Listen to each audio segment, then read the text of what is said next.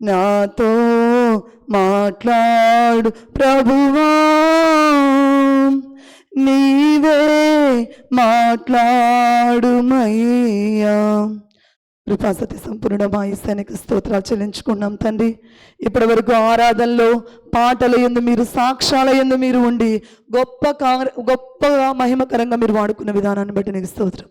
నిజమే యేసయ్యా, నేను నమ్ముకున్న నీ బిడ్డలను విడిచిపెట్టి దేవుడు కాదు తండ్రి. ఒక నీ తల్లివాని ఆదరించినట్లు నేను మిమ్మల్ని ఆదరిస్తాను. శ్రమలలో నేను మీకు తోడై ఉంటాను. కష్టకాలంలో మిమ్మల్ని ఆదుకుంటానని ప్రతి సమస్యల నుండి మమ్మల్ని విడిపిస్తూ, మమ్మల్ని ఆదుకుంటూ, మా పక్కనే ఉండి మీరు మమ్మల్ని నడిపిస్తున్న విధానాన్ని బట్టి నీకు స్తోత్రం. ఈరోజు తండ్రి మేము ఈ వాక్య ధ్యానంలోనికి వెళ్ళి చూడగా నా నోట మీ మాటలు ఉంచి తండ్రి, ఈ సంవత్సరానికి ఆఖరి రోజుల్లో నీ సన్నిధిలోకి వచ్చాం. బిడ్డలతో మీరే మాట్లాడమని, ఎబెనేజరు దేవుడుగా మీరు మాకు తోడుగా ఉండమని యేసు పరిశుద్ధ నామములో అడిగి పొంది ఉన్నాము తండ్రి, ఆమేన్.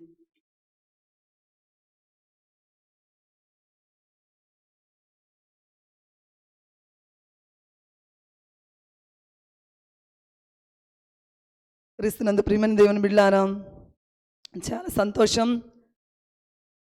దేవుడు ఆరాధన అంతట్లో తన పరిశుద్ధాత్మ ద్వారా మన మధ్య సంచరించాడండి. రూఢిగా చెప్పగలను, చాలామంది ఆత్మతో నిండి దేవుని సన్నిధిలో ఆరాధించారు, తమ సమస్యలు విన్నవించారు. దేవుడు మీ సమస్యలన్నిటినీ తీర్చబోచున్నాడు. ఈరోజు అంశం ఏంటిదంటే ఉపవాస ప్రార్థన ద్వారా మనం పొందుకునే ఆశీర్వాదాలు. ఉపవాస ప్రార్థన ద్వారా మనం పొందుకునే ఆశీర్వాదాలు. లాస్ట్ వీక్ మనం ఏం చెప్పుకున్నాము? ఉపవాస ప్రార్థన దినాన్ని ఆచరించేటప్పుడు మనం చేయకూడని పనులు, చేసే పనులు. ఈరోజు ఉపవాస ప్రార్థన ద్వారా మనము పొందుకునే ఆశీర్వాదాలు. దేవుని బిడలముగా 3 విషయాలు ఎప్పుడు ఆసక్తిగా ఉండాలండి. మనము ఉపవాస ప్రార్థనకు వచ్చేటప్పుడు 3 విషయాలు మనం ఎప్పుడు ఆసక్తిగా ఉండాలి. నేను పదే చెప్తూ ఉన్నాను, ఏదో సమయం ఉందని రావడం కాదు. చాలామందికి దేవుడు సమయం ఇచ్చాడు, కానీ వాళ్ళు సద్వినియోగం చేసుకోలేదు. వచ్చిన నీవు కూడా, ఉపవాస ప్రార్థనకు వచ్చిన నీవు విశ్వాసముతో రావాలి. నేను భారంగా ప్రార్థన చేయాలి. 3 విషయాలు మనము ఎప్పుడు గుర్తుపెట్టుకోవాలి. ఉపవాస ప్రార్థనకు వచ్చిన మనం ప్రార్థన చేయాలి దేవుని సన్నిధిలో. నేను ప్రార్థన చేయాలి. ఎలా చేయాలి అనంటే, బలముగా చేయాలి, గట్టిగా చేయాలి, ఎడతెగక చేయాలి, ఆత్మతో చేయాలి అని ఒక విశ్వాసంతో మనం రావాలి. ప్రార్థించడానికి రావాలి. అందరూ వస్తున్నారు కాబట్టి నేను వచ్చానని వస్తే మనం ఆశీర్వాదం పొందుకోలేము. అవునా కాదండి? తరువాత ఎలా రావాలి అంటే ఉపవాసముతో రావాలి. కొంతమంది అనారోగ్యంతో ఉంటారు, ఉపవాసం ఉండలేరు. అట్లాంటి వారు విశ్వాసంతో రావచ్చు. ఉపవాసం కొంతమంది శరీరము అననుకూల పరిస్థితిలో ఉంటుంది, శరీరం సహకరించదు. అలాంటప్పుడు తిని దేవుని సన్నిధిలో ప్రార్థన చేయవచ్చు. ఉపవాసం ఉండగలిగే శక్తి నాకుందన్న వాళ్ళు ఉపవాసముతో రావాలి. దేవుని మందిరము పట్ల మనము ప్రతి నిత్యము ఎలా ఉండాలంటే ఆశతో రావాలండి. దేవుని మందిరంలో, ఆయన సన్నిధిలో సంపూర్ణ సంతోషము ఉన్నది. ఆయన సన్నిధిలో నిత్యము సుఖములు కలగు అన్న నమ్మకంతో మనం రావాలి. దేవుని మందిరాన్ని ప్రేమిస్తూ మనం ఆయన మందిరంలోనికి రావాలి. చాలామంది వస్తూ ఉంటారు. ఎలా వస్తూ ఉంటారు? ఆచార భక్తిగా వస్తూ ఉంటారు, నామకార్థ భక్తిగా దేవుని మందిరానికి వస్తూ ఉంటారు. నేను నిన్ను చూసిన విషయము ఏంటి అంటే, ప్రియమైన దేవుని బిడ్డలారా, నేను క్రిస్మస్ పండుగే అందరికీ సంతోషకరమే, కానీ చాలా చక్కగా అందరూ రెడీ అయి వచ్చారు, హ్యాపీ. కొంచెము లేట్ అయినందువల్ల వాళ్ళు వాక్యము వినడానికి కూడా ఆసక్తి చూపకుండా వెళ్ళిపోయారు. బహుశా వారు దేనికోసం వచ్చారని ఒక్కసారి ఆలోచన చేశాను నేను. ఒక్కసారి బాధేస్తుంది, లేచి వెళ్ళిపోతూ ఉంటే. వీళ్ళు తమ కట్టుకున్న శారీలు చూపించడానికి వచ్చారనుకున్నా. వీళ్ళు వారి గొప్పతనము చూపించుకోవడానికి వచ్చారేమో. మేము ఇంత గొప్పటోళ్ళము, ఇంత నగలు వేసుకోగలము, ఇలాంటి సూట్లు వేసుకోగలము అని బహుశా చూపించుకోవడానికే వచ్చి వెళ్ళిపోయారేమో. దేవుని మందిరం పట్ల ఆసక్తి, దేవుని వాక్యం పట్ల మక్కువ, దేవుని సన్నిధి పట్ల ప్రేమ కలిగిన వారు ఎవరు వెళ్ళలేదండి. చాలామంది కొంచెం సమయమే మనము వెయిట్ చేయలేకపోతున్నాము. అవునా కాదా? దేవుని మందిరాన్ని మనము ప్రేమిస్తూ రావాలి. చాలామంది అండి నేను క్రిస్మస్ అని వచ్చారు, కానీ చాలామంది వాక్యము వినకుండా వెళ్ళిపోయారు. చాలామంది దేవుడు మనం కట్టుకున్న బట్టలను బట్టి నువ్వు పరలోక రాజ్యాన్ని వెళ్ళవండి. అందరిలో చూపించుకోవడానికి వచ్చిన నువ్వు పరలోక రాజ్యానికి వెళ్ళలేవు. దేవుని మందిరానికి ఎలాంటి మనసుతో వచ్చామో దేవునికి కావాలి. ఎలాంటి హృదయంతో దేవుని మందిరానికి వచ్చామో అది దేవుడు చూస్తాడు. అప్పుడు మనం పరలోక రాజ్యాన్ని స్వతంత్రించుకోగలం. చాలామంది తమకు ఉన్న గొప్పదనాన్ని చూపించుకోవడానికి వచ్చి వెళ్ళిపోయారు. చాలా బాధేసింది నాకైతే. ప్రియమైన దేవుని బిడ్డలారా, మనం దేవుని మందిరం పట్ల అనుదినము ఏముండాలండి? ఆసక్తి ఉండాలి. ప్రార్థన జీవితం మనలో ఉండాలి. ప్రతి దినము ఉపవాస ప్రార్థన దినాన్ని ఆచరించే విధంగా మనం ఉండాలి. మనం ఏం చేయాలంటే మూడవదిగా దేవుని మందిరాన్ని ప్రేమించాలి. దేవుని మందిరాన్ని ప్రేమించాలి. దేవుని ప్రసన్నతను మనము అనుభవించాలి. దేవునికి స్తోత్రం అండి. నేనంతా అలసిపోయినప్పటికీ మీరు చాలా ఆసక్తితో వచ్చారు. దేవుడు మిమ్మల్ని నిండారుగా ఆశీర్వదిస్తాడు. చాలామందికి అవకాశం ఉందండి, దాన్ని ఎవరు సద్వినియోగం చేసుకోలేరు. మన వాక్య భాగంలో మనం చూసినట్లయితే చాలామంది బుద్ధిగల కన్యకలు, బుద్ధి లేని కన్యకలు అందరూ సిద్ధపడ్డారు. ఎలా సిద్ధపడ్డారు? దేవుని పరలోక రాజ్యానికి వెళ్ళాలనే సిద్ధపడ్డారు. కానీ కొంతమందిలో బుద్ధి లేని కన్యకల్లో ఏమైపోయింది? నూనె అయిపోయింది. ప్రియుడు వచ్చేసరికి వారు సిద్ధపాటు కలిగి లేరు. సిద్ధపరచబడిన వారు మాత్రము వెళ్ళారు. మన సంఘములో వేల మంది ఉన్నారు, కానీ సమయాన్ని సద్వినియోగం చేసుకున్నారా? దేవుడు అంటూ ఉంటాడు, చాలామంది తమ సొంత కార్యాలను చూసుకొనిచున్నారు, కానీ దేవుని కార్యాలు ఎవరు చూడడం లేదు. ప్రియమైన దేవుని బిడ్డలారా, దేవుని ప్రసన్నతను మనం అనుభవించాలి. అవునా కాదండి? దేవుడు సంవత్సరం అంతా మనల్ని కాపాడాడు కదా. మనలో ఏమైనా మంచి ఉందా? గొప్పతనం ఉందో? చెప్పుకోదగ్గ గొప్పవాళ్ళమా? కాదు. మనలో ఏమన్నా అసలుకి పాపం లేని వారమా? కాదు. కానీ దేవుడు మనల్ని ప్రేమించాడు కాబట్టి ఈ సమయం మనము సజీవుల లెక్కలో ఉన్నాము. నీవు నేను దేవుని మందిరాన్ని ప్రేమ కలిగాము కాబట్టి దేవుని మందిరానికి వచ్చి చాలామంది సమయాన్ని సద్వినియోగము చేసుకోలేకపోయారు. దేవుడు నీకు నాకు మాత్రమే తరుణాన్ని ఇచ్చి ఉన్నాడు. ప్రియమైన దేవుని బిడ్డలారా, అయితే దేవుడు ఈరోజు మనతో మాట్లాడుచూ ఉన్నాడు. ఏంది ఉపవాస ప్రార్థన ఏమి చేస్తుంది? ఎలాంటి ఆశీర్వాదాన్ని ఇస్తుందంటే, సమస్యలపై మనకి ఏమిస్తుందంటే పరిష్కారం ఇస్తుంది. రాసుకోండి. ఉపవాస ప్రార్థనలో మనం పొందుకునే ఆశీర్వాదం ఏంది అని అంటే సమస్యలపై పరిష్కారము ఇస్తుంది. యెహోషువ గ్రంథం చూడండి. యెహోషువ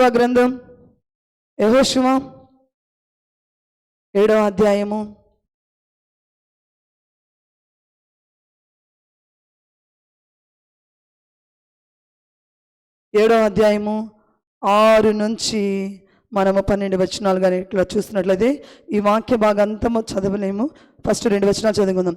యెహోషువ తన బట్టలు చింపుకొని తానును ఇశ్రాయేలీయుల పెద్దలను సాయంకాలం వరకు యెహోవా మందసమును ఎదుట నేల మీద ముఖములు మోపుకొని తమ తలల మీద ధూళి పోసుకొనొచ్చు. అయ్యో ప్రభువా యెహోవా, మమ్మును నశింపజేయనట్లు ఆమోరీయుల చేతికి మమ్మను అప్పగించుటకు ఈ జనులను ఈ యోర్దాన్ని ఎందుకు దాటించితివి? ప్రియమైన దేవుని బిడ్డలారా, ఇక్కడ చూసినట్లయితే ప్రభువా కనికరించుము, ఇశ్రాయేలీయులు తమ శత్రువుల ఎదుట నిలువలేక వెనుకకు తిరిగినందుకు నేనేమి చెప్పగలను? ప్రియమైన దేవుని బిడ్డలారా, ఇక్కడ చూసినట్లయితే ఇశ్రాయేలు ప్రజలు యెహోషువ నాయకత్వంలో వీరు ఏం చేశారంటే యెరికో పట్టణాన్ని సునాయాసంగా గెలిచారు. అయితే వీరికి వచ్చిన శ్రమ ఏంటంటే చిన్న పట్టణమైన హాయి పట్టణాన్ని వీళ్ళు ఏం చేశారండి? గెలవలేకపోయారు. హాయి పట్టణం వీరు అనుకున్నారు, యెరికో పట్టణాన్ని మనం ఇంత సునాయాసంగా గెలిచాము గనక హాయి పట్టణం చాలా చిన్నది కాబట్టి మనం సునాయాసంగా గెలవచ్చు అనుకున్నారు. అయితే వీరు హాయి పట్టణాన్ని గెలవలేకపోయారు.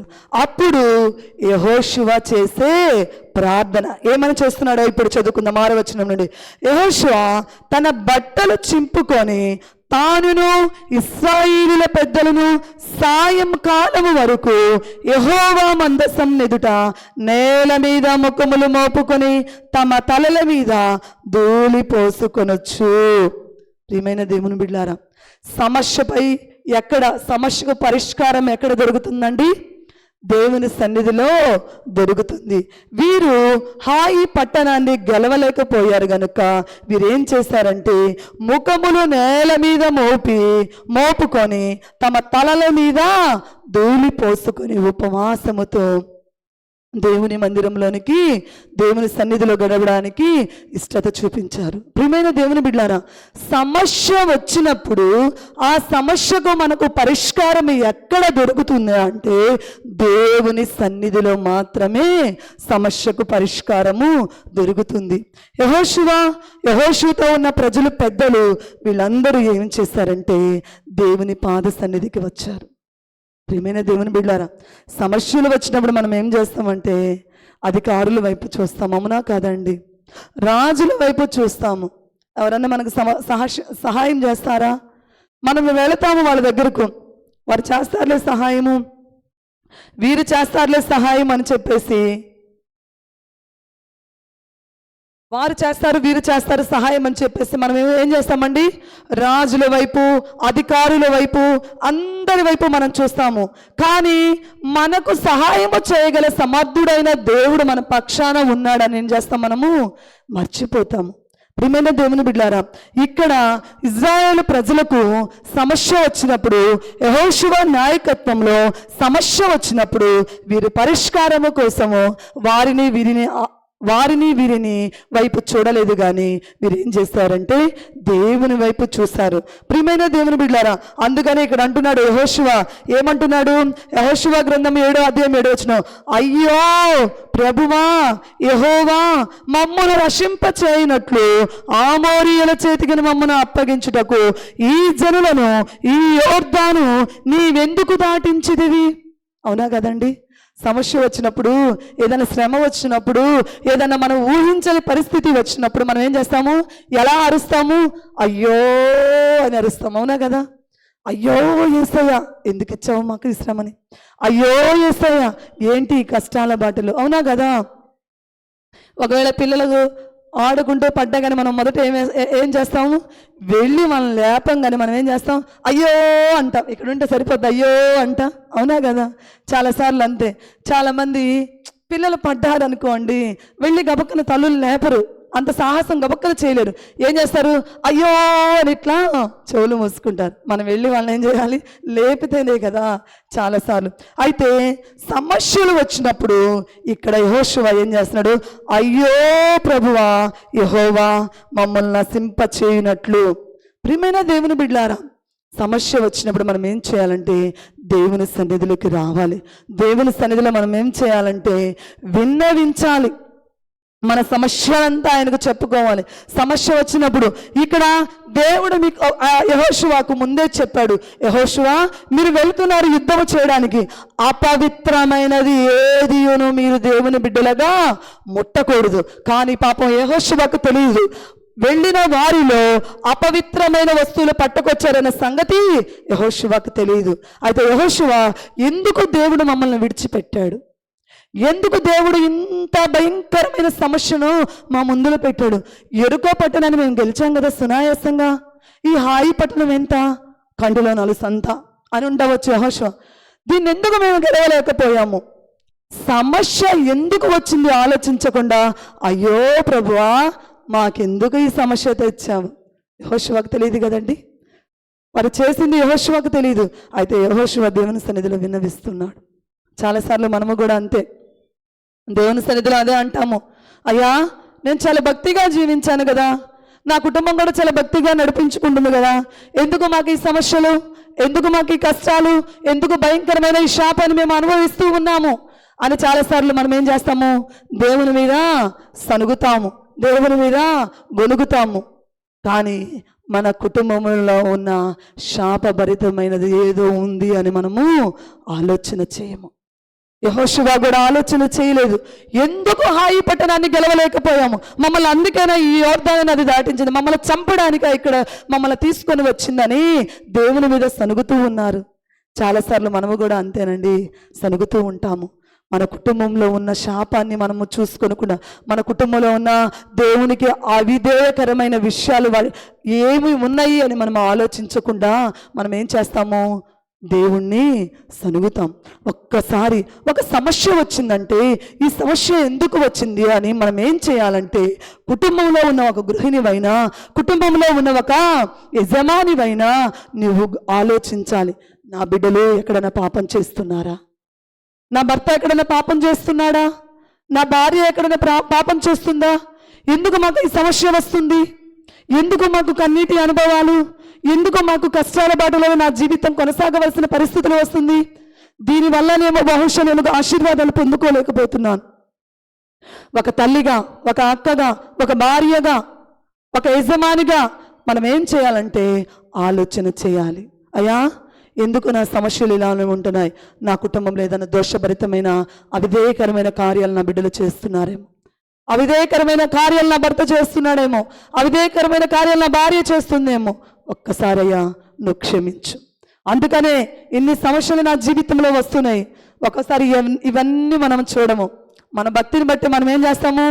దేవుడు నా జీవితంలో గొప్ప కార్యాలు చేయదు.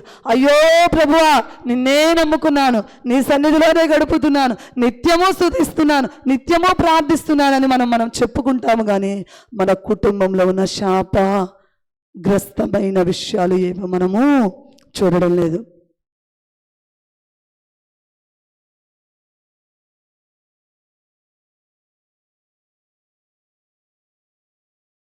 ఏబుగోడండి, ప్రతి అరుణోదయమున నా బిడ్డలు ఎక్కడ తమ మనసులో దేవునికి అవిధేయకరంగా పాపం చేస్తారోనని ఏబు ప్రతి నిత్యము దేవునికి బలి అర్పణ అర్పించేవాడండి.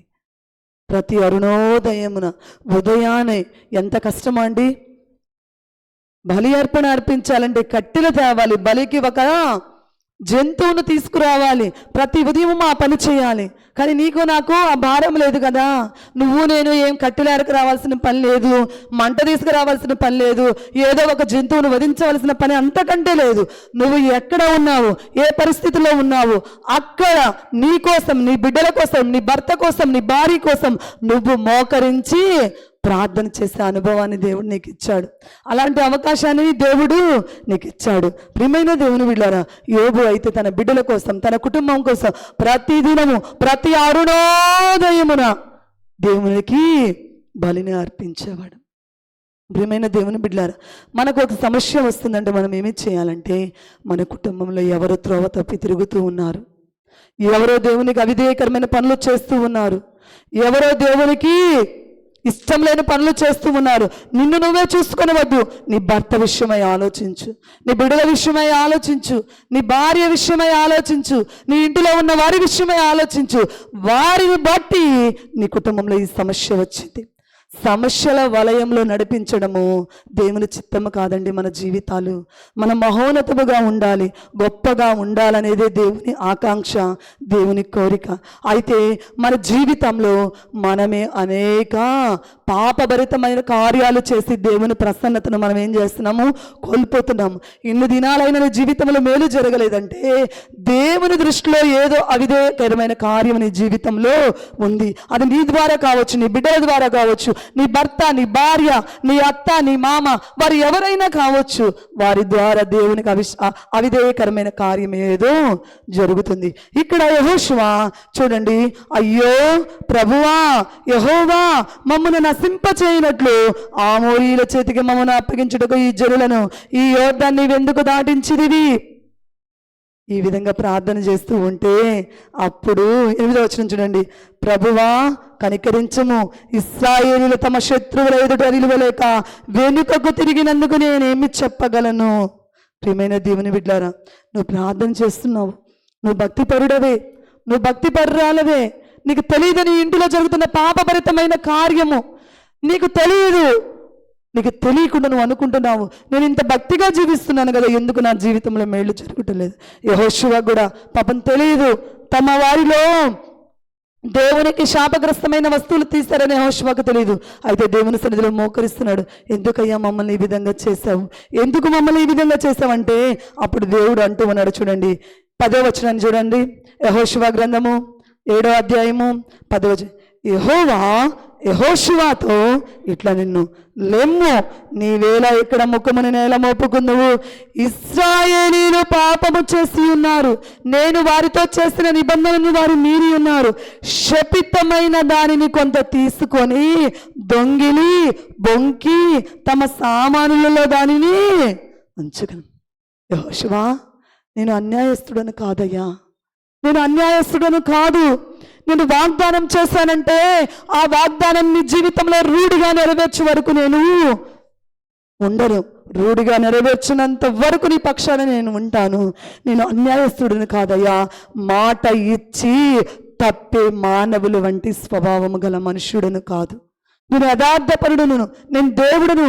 మాట ఇచ్చాను అంటే ఆ మాటను తప్పకుండా నీ జీవితంలో నెరవేరుస్తా. ఇదిగో నేను చెప్పాను కదా, శపితమైన వస్తువులు ఏమీ మీరు ముట్టుకొనవద్దు అంటే ఇజ్రాయిల్లో కొందరు ఏం చేశారు? ముట్టుకున్నారు శపితమైనదని. దానివల్ల ఈరోజు నువ్వు హాయి పట్టణాన్ని గెలవలేకపోయావని దేవుడు చెప్పినప్పుడు అప్పుడు పశ్చాత్తాపడతాడు యెహోషువ. ఎవరు ఈ పాపము చేసింది, ఈ శపితమైన వస్తువులు ఎవరు తీశారంటే ఆకాను తీశాడు. ఏంటి? ఒక బంగారాన్ని వెండిని షీనాయి వస్త్రాన్ని దొంగిలించాడు. దొంగిలించిన ఆయన ఏమన్నా అనుభవించాడా? రాళ్ల చేత కొట్టబడి చంపబడ్డాడు. ప్రియమైన దేవుని బిడ్డలారా, మనము సమస్యలపై పరిష్కారం ఇస్తుంది ఈ ఉపవాస ప్రార్థన. యెహోషువకు సమస్య వచ్చినప్పుడు యెహోషువ దేవుని సన్నిధిలో నెత్తి మీద ధూళి పోసుకొని ప్రార్థించినప్పుడు తన కుటుంబంలో ఉన్న అవిధేయకరమైన, తన వారిలో ఉన్న అవిధేయకరమైన పనిని దేవుడు ఏం చేశాడు? జ్ఞాపకము చేశాడు. ప్రియ తల్లి, విశ్వాసంతో వచ్చావు. ప్రియ తండ్రి, విశ్వాసంతో చూస్తూ ఉన్నావు. ఈ ప్రార్థనలో ఏకీభవిస్తూ ఉన్నావు. మేలు జరగడానికి, లేట్ అవ్వడానికి ఎందుకు అనుకుంటున్నావా? నీ కుటుంబంలో ఏదో శాపభరితమైన పని క్రియ జరుగుతూ ఉంది. దాన్ని గుర్తెరుగు, దాన్ని కనిపెట్టు, దానికోసం ప్రార్థించు. ప్రియమైన దేవుని బిడ్డారా, నేను ఒక ఫోన్ చేసింది నాకు. నేను సాయంత్రం ఫోన్ చేసి ఎక్కడి నుంచి అని అంటే బెంగళూరు దగ్గర ఏదో ఊరు చెప్పిందండి. ఏంటమ్మా అంటే ఆమె పేరు ఏంటంటే మేరీ రత్నం. ఆమె ఏం చెప్పింది అంటే, ఏంటక్క అంటే, పాస్టమ్మ గారు, ఎందుకో ఒకరోజు నేను ఫోన్ చూస్తూ ఉన్నాను. ఉపవాస ప్రార్థన, శ్రమలో ఉన్నావా, దుఃఖంలో ఉన్నావా, బాధలో ఉన్నావా అనే టైటిల్ మీరు చూశాను. వెంటనే నేను ఆన్ చేశాను.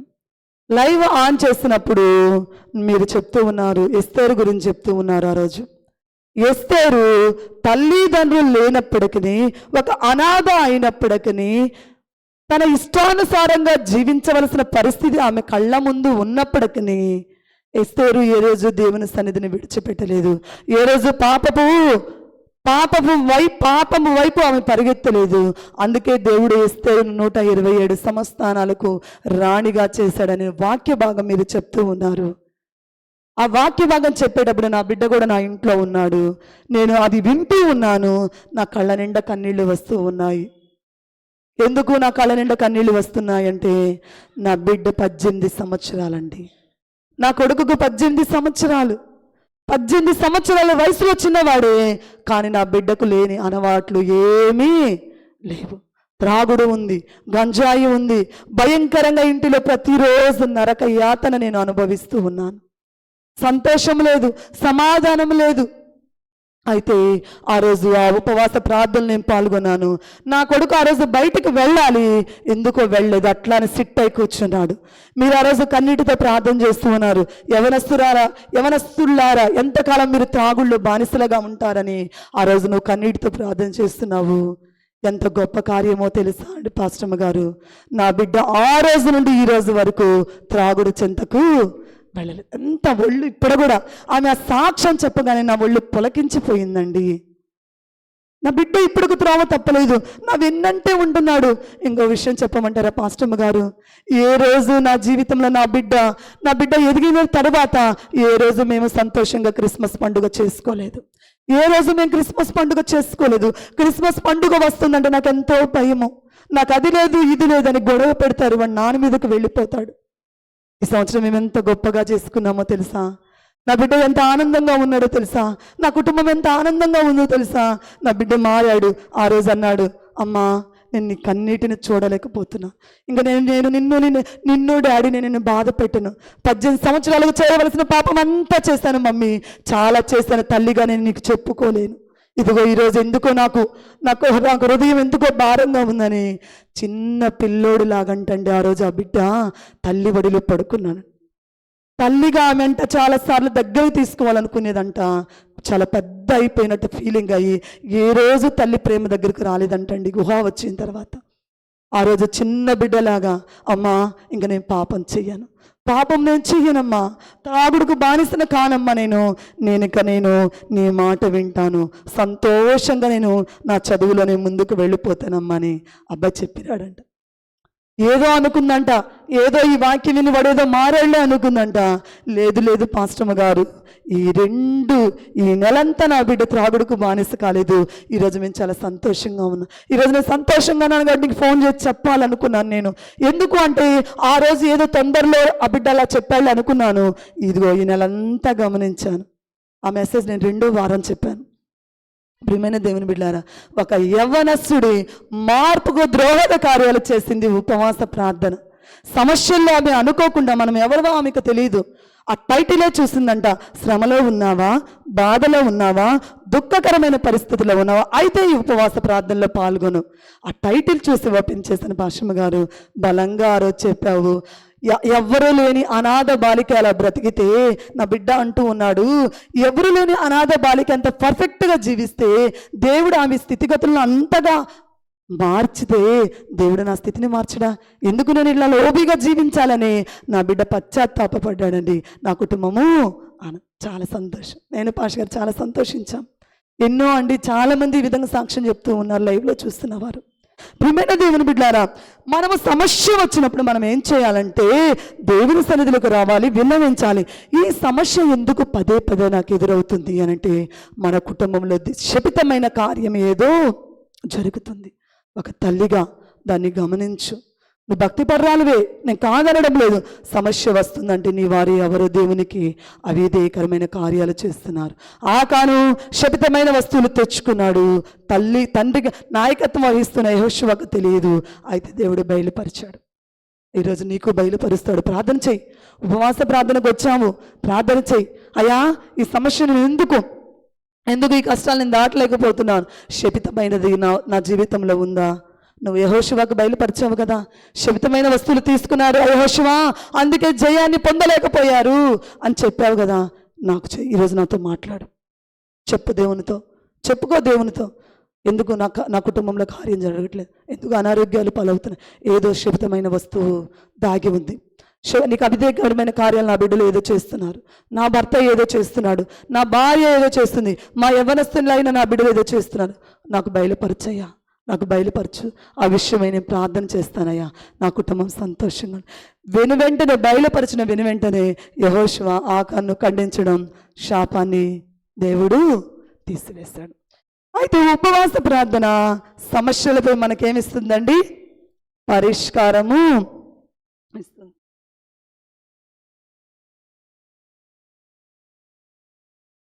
రెండోదిగా ఉపవాస ప్రార్థన సంఖ్యలను తెంచుతుంది. చూడండి అపోస్తుల కార్యము 12వ అధ్యాయం చూడండి. అపోస్తుల కార్యములు 12వ అధ్యాయం. అపోస్తుల కార్యములు 12వ అధ్యాయం చదవండి అండి ఎవరన్నా బిగ్గరగా.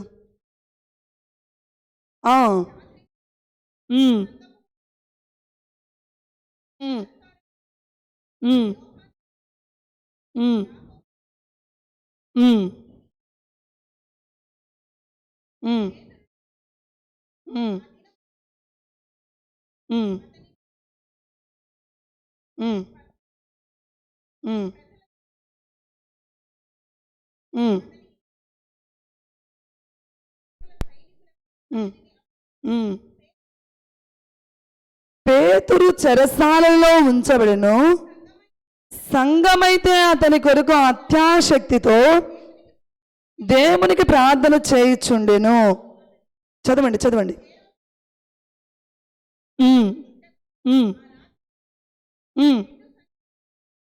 2 సంకెళ్లతో బంధింపబడి 2 సైనికుల మధ్య నిద్రించుచుండెను. మరియు కావలి వారు తలుపు ఎదుట చెరసాలు కాచుకొనుచుండిరి. ఇదిగో ప్రభుదూత అతని దగ్గర నిలిచెను. అతడుండిన గదిలో వెలుగు ప్రకాశించెను. దూత పేతురు ప్రక్కను తట్టి త్వరగా లెమ్మని చెప్పి అతను లేపగా సంకెళ్ళు అతని చేతుల నుండి ఊడిపడెను. ప్రియమైన దేవుని బిడ్డలారా, ఇక్కడ పేతురు చెరసాల్లో ఉన్నప్పుడు సంఘం ఎలా ప్రార్థించిందండి? అత్యాశక్తితో ప్రార్థించింది. అరాకొరగా ప్రార్థించిందా? లేదు. ఇక్కడేముంది? అత్యాశక్తి. ఆశక్తి వేరండి, అత్యాశక్తి వేరు. అవునా కదా? అత్యాశక్తితో ప్రార్థించగా అతని చేతులకు ఉంచబడిన సంఖ్యలు ఏమయ్యాయండి? ఊడిపడ్డాయి. ప్రియమైన దేవుని బిడ్డలారా, ఇక్కడ దేవుడు మనకు చెప్తున్న మర్మము ఏంటిదంటే, ఎప్పుడైతే మనము ఉపవాసముతో అత్యాశక్తితో ప్రార్థిస్తామో సంఖ్యల లాంటి సమస్యలు కూడా ఊడిపోతాయి. అవునా కదండి? మనలో ఉన్న ఆసక్తిని బట్టే సంఖ్యలు తెంచబడతాయి. దేవుడు అంటూ ఉన్నాడు. ప్రియమైన దేవుని బిడ్డలారా, ఇక్కడ సంఘము అత్యాశక్తితో ప్రార్థించినప్పుడు దేవుడు ప్రార్థన ద్వారా మన జీవితాల్లో ఎలాంటి బంధకాలు ఉన్నా దేవుడు వాటన్నిటిని ఏం చేస్తాడండి? విడిపిస్తాడు. సంఖ్యలు తెంచే గొప్ప దేవుడు దేవుడు అండి మన దేవుడు. ఈరోజు నువ్వు ఏ సమస్యతో వచ్చావో నాకు తెలియదు, ఎలాంటి బంధకాల లాంటి సంఖ్యలతో వచ్చావో నాకు తెలియదు, ఎలాంటి చీకటి బ్రతుకుల నుండి వచ్చావో నాకు తెలియదు. అది దేవుడికి తెలుసు. దేవుని సన్నిధిలో ప్రార్థించు. జీవితాన్ని కొనసాగించలేకపోతున్నానయ్యా. శ్రమలు వెంబడి శ్రమలు, కష్టాలు వెంబడి కష్టాలు, కన్నీటిలోనే నా జీవితము కొనసాగుతూ ఉంది. ఈ బండలాంటి శ్రమలు, ఈ కష్టాలు, ఈ సంఖ్యల లాంటి బిగించుకుపోయిన ఈ సమస్యల నుండి నేను విడుదల నాకు కలుగుతుందా అని దుఃఖంతో వచ్చావేమో ఈ ఉపవాస ప్రార్థనకి. దేవుడు అంటూ ఉన్నాడు, నీవు ఎప్పుడైతే అత్యాశక్తితో, ఎప్పుడైతే ఆసక్తితో, ఎప్పుడైతే విరిగిన నలిగిన హృదయముతో దేవుని సన్నిధిలోకి వచ్చి ప్రార్థిస్తావో అప్పుడు బంధకాల లాంటి సమస్యల నుండి ఆయన ఏం చేస్తాడండి? విడిపిస్తాడు. అవునా కదా? ఇక్కడ సంఘము అత్యాశక్తితో ప్రార్థించింది, పేతురు విడుదల కలగాలని.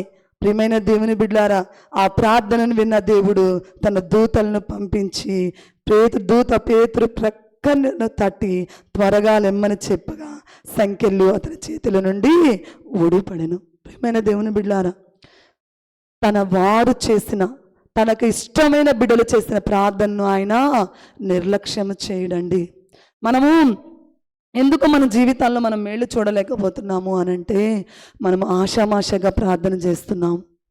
ఒక కార్యము మనలో జరగాలంటే మనం ఏం చేయాలంటే దేవుణ్ణి గట్టిగా పట్టుకొని ఆ కార్యము నెరవేరేంతవరకు మనము ఆయన పాదాలను విడిచిపెట్టకూడదు. ఆసక్తితో మనం ప్రార్థన చేయాలి. నేను పోయిన వారం మీకు చెప్పాను. ఏమని చెప్పాను?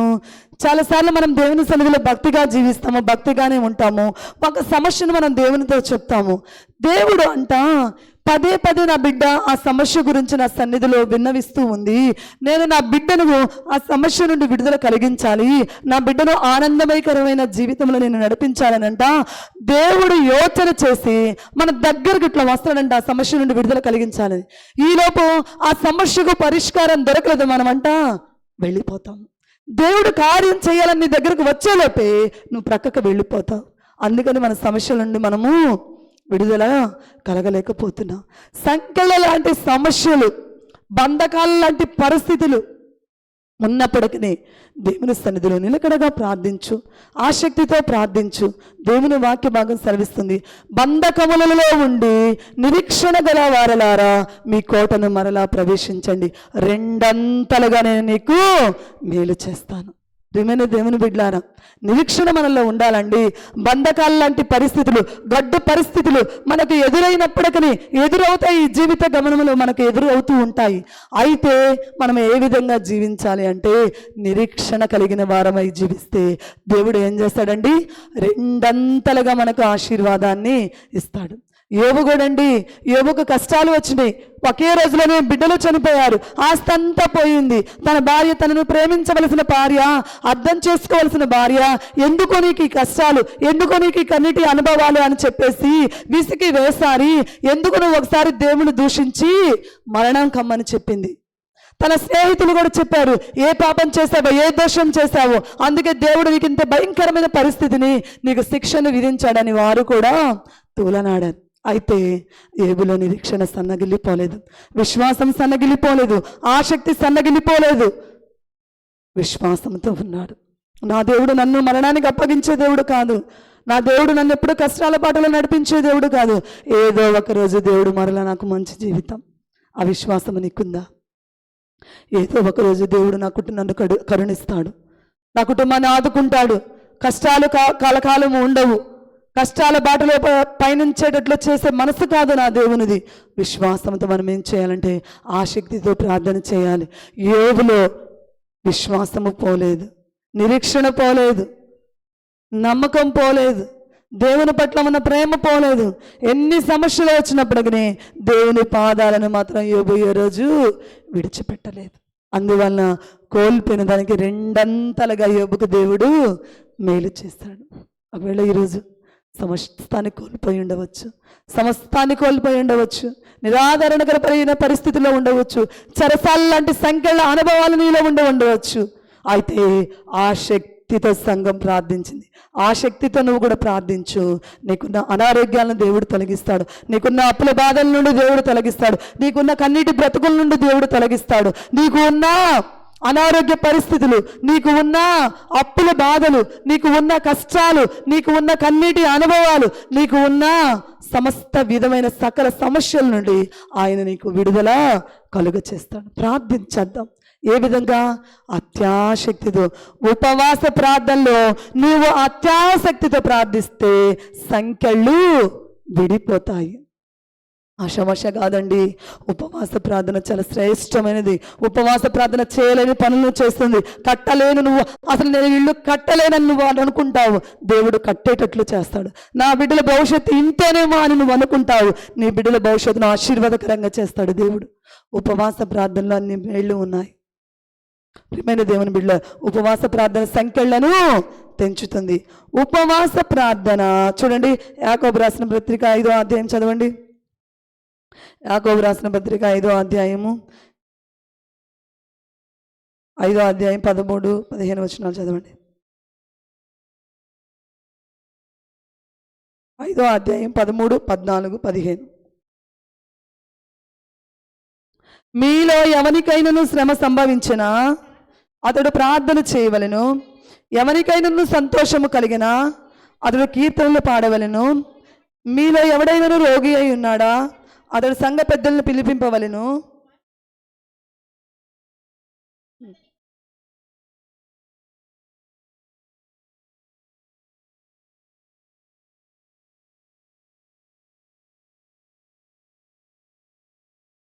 వచ్చిన కూడా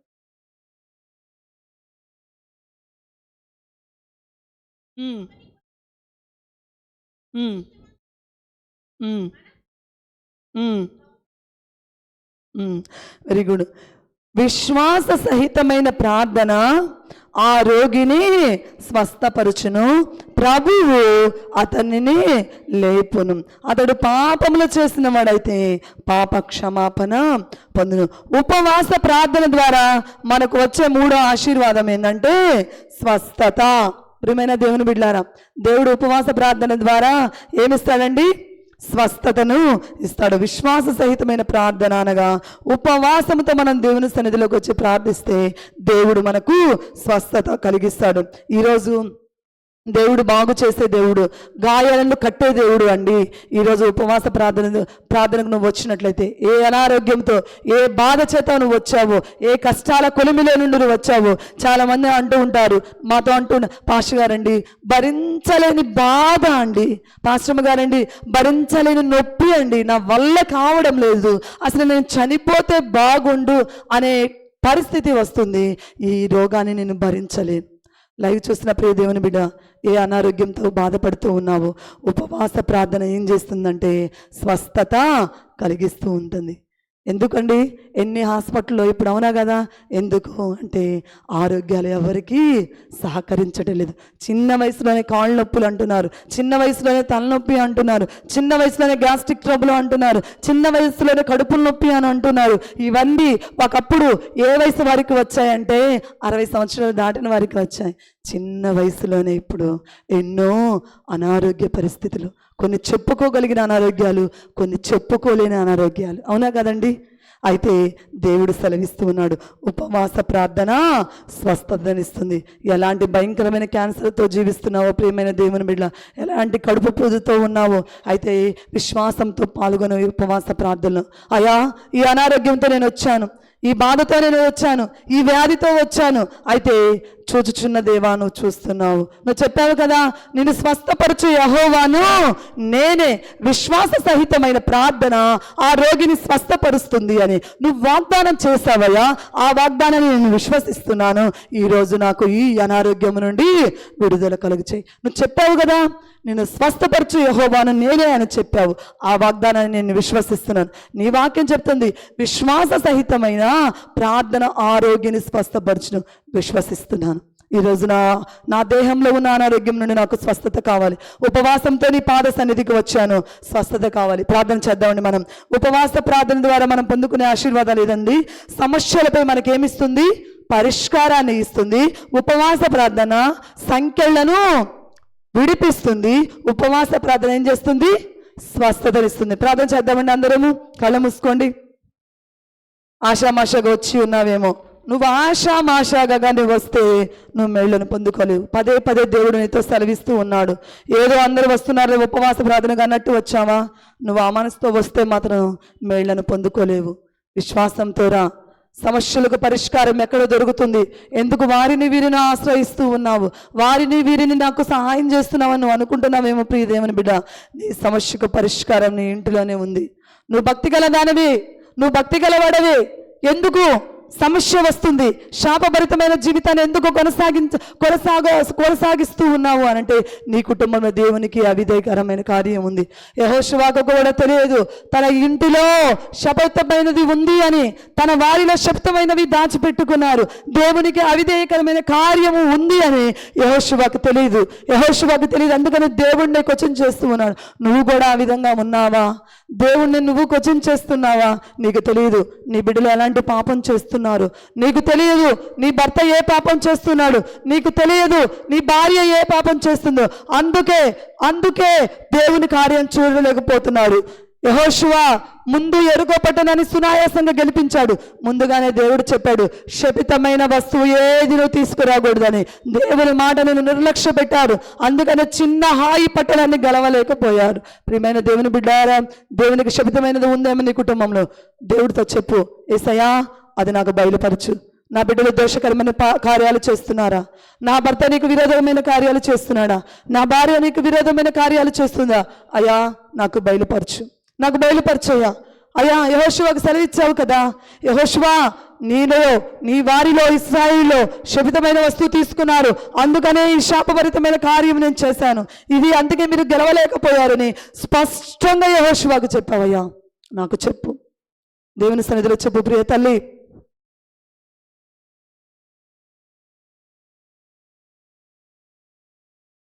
దేవుడు నీ ప్రార్థన ఒక్కోసారి వినకపోవచ్చు.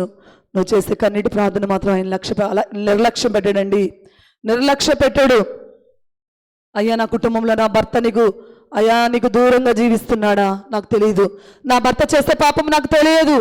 నా భార్య చేసే పాపం నాకు తెలియదు. నా బిడ్డలు చేసే పాపం నాకు తెలియదు. యెహోషువకు బయలుపరిచినట్లు నాకు బయలుపరిచయ్యా.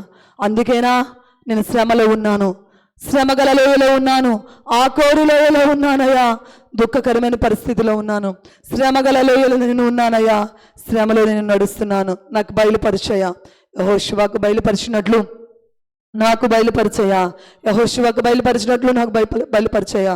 నా బిడ్డలు నీకు వ్యతిరేకంగా ఉన్నారు, నా బిడ్డలు నీకు ఎవరు వ్యతిరేకంగా ఉన్నారు నాకు తెలియపరచు అయా. సంఖ్యలు లాంటి శ్రమలు వస్తున్నాయి, సంఖ్యలు లాంటి బంధకాలు వస్తున్నాయి. అయితే అలనాడు సంఘమైతే అత్యాశక్తితో ప్రార్థించింది, పేతురుకున్న సంఖ్యలు విడిపించావు యేసయ్యా. నేను నీ సన్నిధిలో అత్యాశక్తితో ప్రార్థిస్తున్నాను, విశ్వాసముతో నేను ప్రార్థన చేస్తానయ్యా. సంఖ్యలు లాంటి శ్రమల నుండి నన్ను విడిపించు. బాధగా ఉంది యేసయ్యా, బాధగా ఉందయ్యా. నేను నమ్ముకొని ఉన్నాను, ఇంకా శ్రమలో నడుస్తున్నాను. అందరూ హేళన చేస్తున్నారయ్యా, అందరూ చులకరగా చూస్తున్నారయ్యా. నన్ను నా బిడ్డలకు నా భర్తకు ఎవరు విలువ ఇవ్వటం లేదయ్యా, నాకు నా భార్యకు ఎవరు విలువ ఇవ్వట్లేదయ్యా. శ్రమలయ్యా, సంఖ్యల లాంటి శ్రమలయ్యా. ఆ శక్తితో ప్రార్థన చేస్తున్నాను అయ్యా. ఈ అప్పులు నాకు కలకాలం ఉంటాయా? నేను భరించలేనయ్యా. ఈ సంవత్సరం అంతా బాధపడ్డ అప్పుల చేత చాలా ఇస్తున్నావయ్యా. సిల్లు సంచిలో వేసినట్లయింది నా సంపాదన. ఆ శక్తితో ప్రార్థన చేసే కృపను నాకు ఇవ్వయ్యా. విశ్వాసంతో ప్రార్థన చేసే కృపను నాకు ఇవ్వయ్యా. ఇంటిలో అందరము సంపాదిస్తున్నాము, కానీ చిల్లు సంచిలో వేసినట్లయిపోయింది మా జీవితాలు అయ్యా. నెల వచ్చేసరికి ఇతరుల వైపు చూస్తున్నాం, ఎవరు మాకు అప్పు ఇస్తారా, ఎవరు మాకు అప్పు ఇస్తారని ప్రక్కవారి వైపు చూస్తున్నామయ్యా. ఒకప్పుడు చాలా ఉంది, అయితే అంతా నష్టపోయామయ్యా.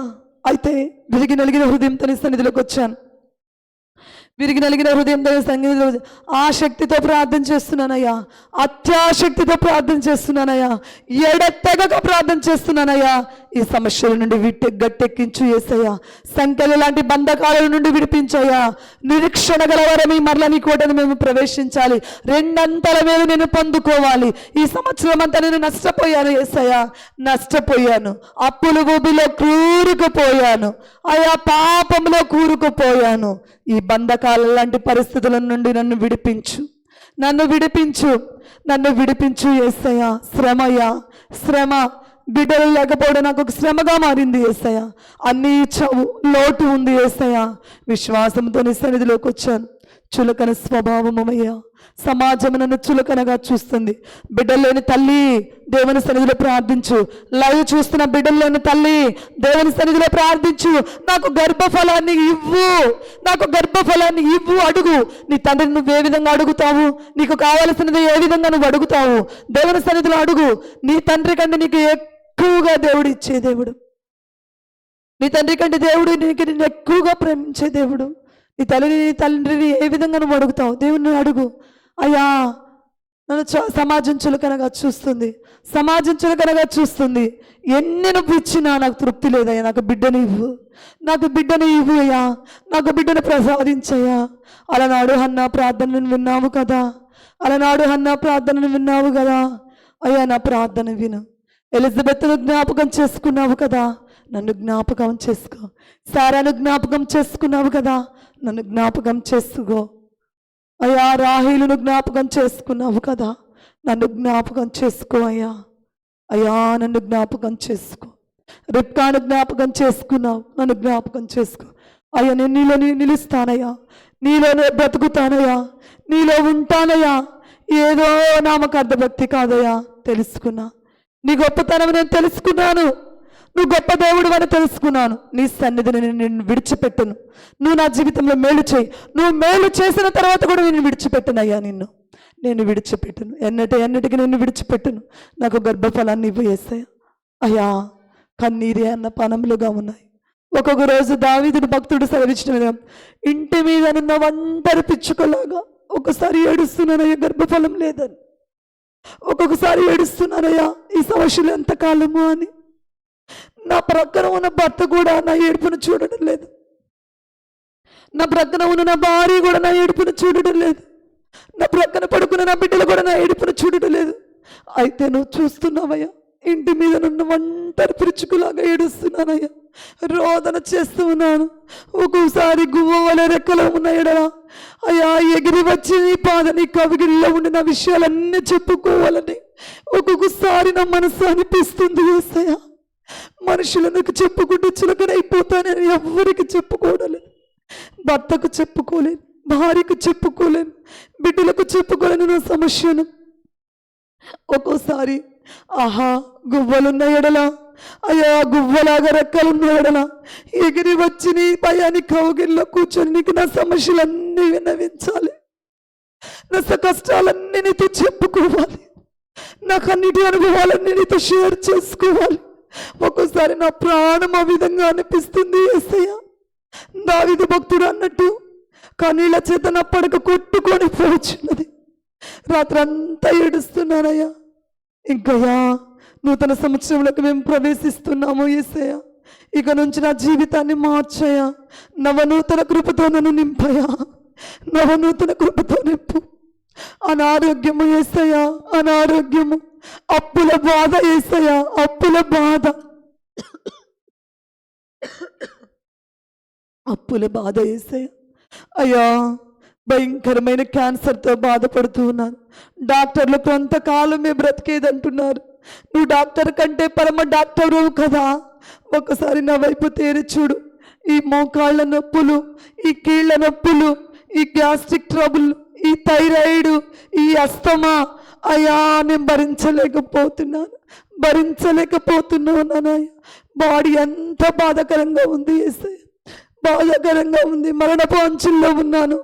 నా వైపు చూడయ్యా, నా వైపు చూడు యేసయ్యా, నా వైపు చూడు తండ్రి, నా వైపు చూడు యేసయ్యా. నన్ను దాటిపోవద్దయ్యా, నన్ను దాటిపోవద్దు. ప్రియ తల్లి, దేవుడు సన్నిధిలో విన్నవించు, దేవుని సన్నిధిలో విన్నవించు. ఇదిగో నీ ప్రార్థన ఆయన వింటున్నాడు. నీ ప్రక్కనే ఉండి ఏం ప్రార్థన చేస్తున్నావు? విశ్వాస సహితమైన ప్రార్థన రోగిని స్వస్థపరచుని దేవుడు చెప్పాడా? విశ్వాసంతో చేస్తున్నావు నువ్వు ప్రార్థన? నీ ప్రార్థనలో స్పష్టత లేదా? నీ ప్రార్థనలో విశ్వాసం లేదా? అయితే దేవుడు ప్రక్కకు వెళ్ళిపోతున్నాడు. కన్నీటితో చేయి ప్రార్థన, కన్నీటితో చేయి ప్రార్థన. నీ కన్నీటి ప్రార్థన ఆయన నిర్లక్ష్యం చేయడు ప్రియ దేవుని బిడ్డ. కన్నీరు కారిస్తే పక్కన వాళ్ళు చూస్తే చులకడవుతావని అనుకుంటున్నావేమో. ప్రక్కన వారి వైపు చూడొద్దు, నువ్వు దేవుని వైపు చూడు. ప్రక్కన వారిని సమస్యలకు నీకు విడుదల కలిగించడు. నీ సమస్యలకు పరిష్కారం రాదు. సమస్యల లాంటి బంధకాల లాంటి పరిస్థితుల నుండి, సంఖ్యల లాంటి బంధకాల లాంటి పరిస్థితుల నుండి విడుదల ప్రక్క వారు కలిగించరు ప్రియ దేవుని బిడ్డ. దేవుడు కలిగిస్తాడు. ఏడ్చి ప్రార్థన చేయి, రోదన ప్రార్థన చేయి. మనుషులకు చెప్పుకునేటప్పుడు ఎందుకు అంత కన్నీరు కారుస్తున్నావు? మనుషులకు చెప్పుకునేటప్పుడు నీ కష్టాలను బట్టి ఎందుకు అంత కన్నీరు కారుస్తున్నావు? ఆ కన్నీరు ఏదో దేవుని సన్నిధిలో కార్చు. చాలా మంది మనుషులకు చెప్పుకొని తమ కన్నీరంతా వ్యర్థం చేసుకుంటూ ఉంటారు. దేవుని సన్నిధిలో కార్చి దేవుడు నీ ప్రక్కనే ఉన్నాడు, నేను చూస్తూ ఉన్నాడు, నీ సమస్య వింటూ ఉన్నాడు. ఎన్నో సంవత్సరాలు అయిందా ఈ కష్టాల్లో నడుస్తున్నావు?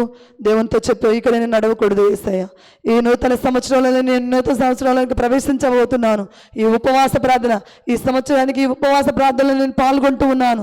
నా చదువులో నేను వృత్తినెత్త కలుగు చేయాలి. నేను నా నిరుద్యోగ వృత్తి నుండి నేను ఉద్యోగం నేను సంపాదించుకోవాలి. యవనస్తుడా దేవునితో చెప్పు, యవనస్తురాలా దేవునితో చెప్పు.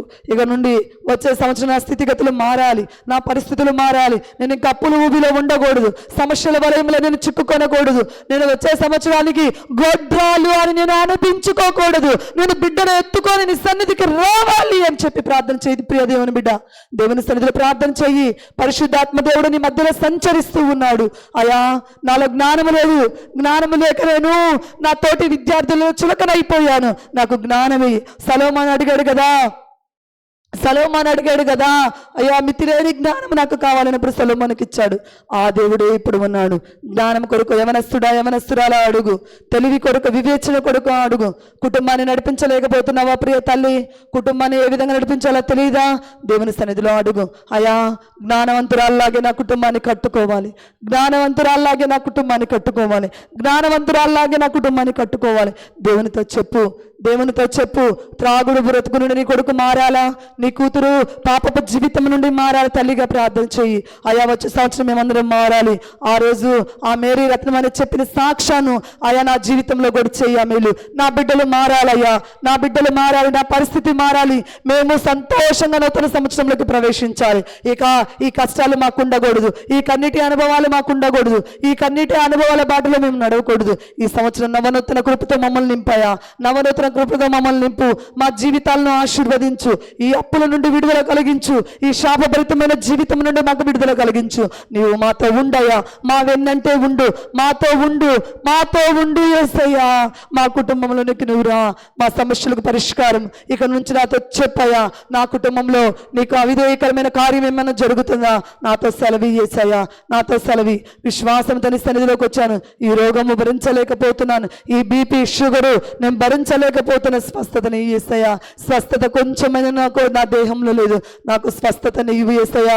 నా బిడ్డలు చాలా మంది అండి నిన్ను వస్తుంటే ఫోన్ చేశారు, అక్క ఈరోజు మా కుటుంబం గురించి ప్రార్థన చేయి, పాస్టర్ గారు ఈ విధంగా నా కుటుంబం గురించి ప్రార్థన చేయి, ఈ అప్పుల ఊబిలో ఉన్న నా గురించి ప్రార్థన చేయి, నా కొడుకుడు క్రికెట్లో పాల్గొంటూ ఉన్నాడు, వాడు మంచి స్థితిలో ఉండాలి. ఒక తల్లి ఫోన్ చేసి చెప్తుంది, నా బిడ్డల భవిష్యత్తు గురించి ప్రార్థన చెయ్యి అని. చాలా మంది లైవ్లో కూడా మనతో పాటు ఫ్యామిలీలుగా పాల్గొన్నారు ఉపవాస ప్రార్థనలు.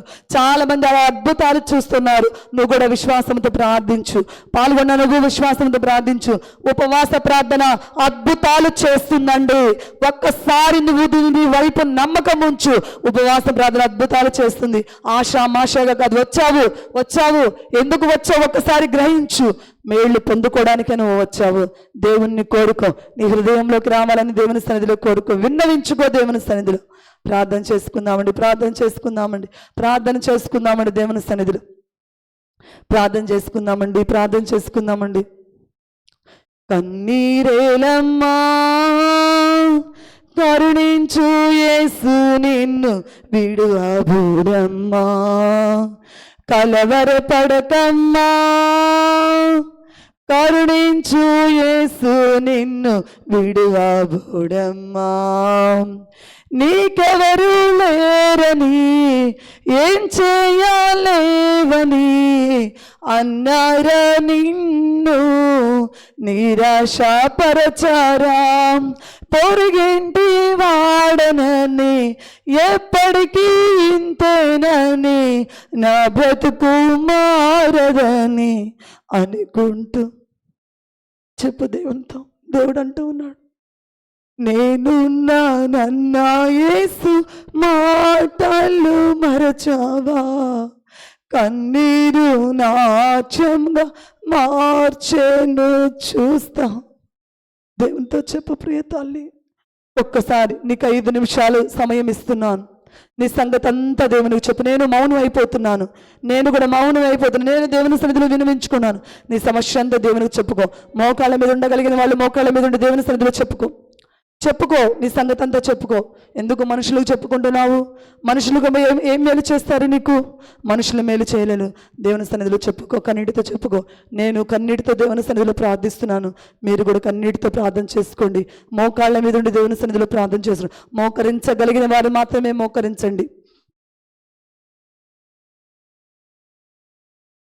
ఎవరు లేరనుకున్నావా? కన్నీటితో ఉన్నావా? ప్రార్థన చేసుకో. ఒక 5 నిమిషాలు మొత్తం చెప్పు. ఈ సంవత్సరానికి ఇదే లాస్ట్ మంగళవారం ఉపవాస ప్రార్థన.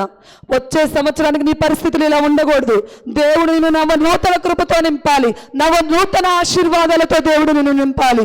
ఇదిగో నీ స్వజనులు, నీ వ్యాపారాలలో దేవుడు గొప్ప మేళ్లను పొందుకొని నీ వారందరూ చెప్పాలి, నీ దేవుడు గొప్ప దేవుడు, చెప్పాలి సాక్ష్యము. ఆ విధంగా వచ్చే సంవత్సరం నీ కష్టాల బాటలో అంతటితో ఇంక ఉండకూడదు. నూతన కృపను పొందుకోవాలి, నూతన ఆశీర్వాదాలను పొందుకోవాలి, నూతన తలంపులు నీలో రావాలి, నూతన పరిశుద్ధత నీలోకి రావాలి, నూతన క్రియలు నీలో జరగాలి. ప్రార్థన చేయి దేవుని సన్నిధిలో. 5 నిమిషాలు.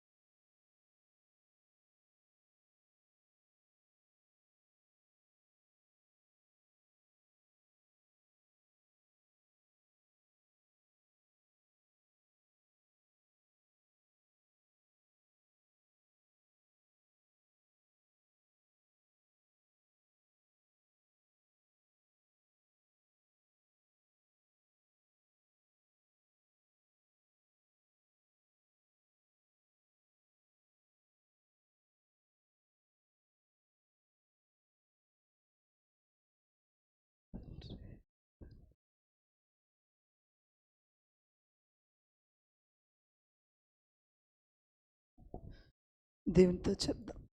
అయ్యా, నా బిడ్డలను ఆశీర్వదించు, నన్ను ఆశీర్వదించు. నా స్థితి ఇక మునుపటి స్థితిలాగా ఉండకూడదు. కన్నీటి అనుభవాల్లో నేను నడవకూడదు. నా బిడ్డలు ప్రయోజకులు అవ్వాలి యేసయ్యా. నా భర్త మారాలి యేసయ్యా. దేవునితో చెప్పు, నా బిడ్డలు మారాలి యేసయ్యా. కష్టాలలో నా బ్రతుకు ఉందయ్యా. అయ్యా, నూతన కృపను నేను పొందుకోవాలయ్యా. చాలా బాధగా ఉంది యేసయ్య జీవితము. ఈ బాధకరపు లోయలో, ఆ కోరు లోయలో నా కుటుంబం ఉండకూడదు. నూతన సంవత్సరంలో నూతన కృపతో మమ్మల్ని నింపయ్యా. ఆశీర్వదించు యేసయ్యా, ఆశీర్వదించు. ఈ వ్యాధుల నుండి విడుదల కలిగించయ్యా, ఈ బాధల నుండి విడుదల కలిగించయ్యా. అయ్యా, చాలాసార్లు అయ్యా శ్రమలు, ఒక్కోసారి అయ్యా ఎన్నో కష్టాలు, ఒక్కోసారి మరణ పంచుల వరకు వెళ్ళి వస్తున్నాం. తప్పిస్తున్న దేవానికి స్తోత్రం. అప్పుల నుండి కూడా విడుదల కలిగించు, అప్పుల నుండి కూడా. చెమ్మగిల్లు కళ్ళల్లోన కన్నీళ్ళెంత కాలం, కష్టాల బాటలోనే సాగదు పయనం. చెమ్మగిళ్ళు కళ్ళల్లోన కన్నీళ్ళెంత కాలం, కష్టాల బాటలో సాగదు పయనం. విడుదల సమీపించెను, నీకు వెలుగు ఉదయించును. విడుదల సమీపించెను, నీకు వెలుగు ఉదయించును. దేవుడు నిన్ను, నీ కుటుంబాన్ని నూరంతలుగా ఆశీర్వదించునుగాక. నీ కుటుంబ పరిస్థితులను దేవుడు ఆశీర్వదించునుగాక.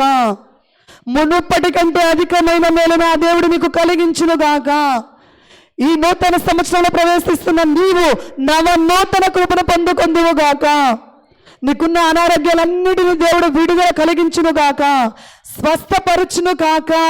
నీ బిడ్డల దేవుడు ఆశీర్వదించును గాక. నీ అప్పులన్నిటిని దేవుడు కొట్టివేయును గాక.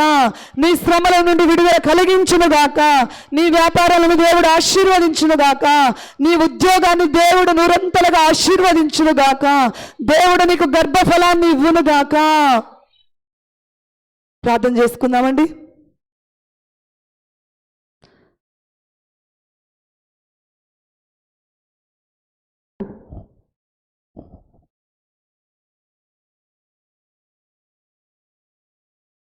కృపాసత్య సంపూర్ణ ఆయుష్యానికి స్తోత్రం తండ్రి.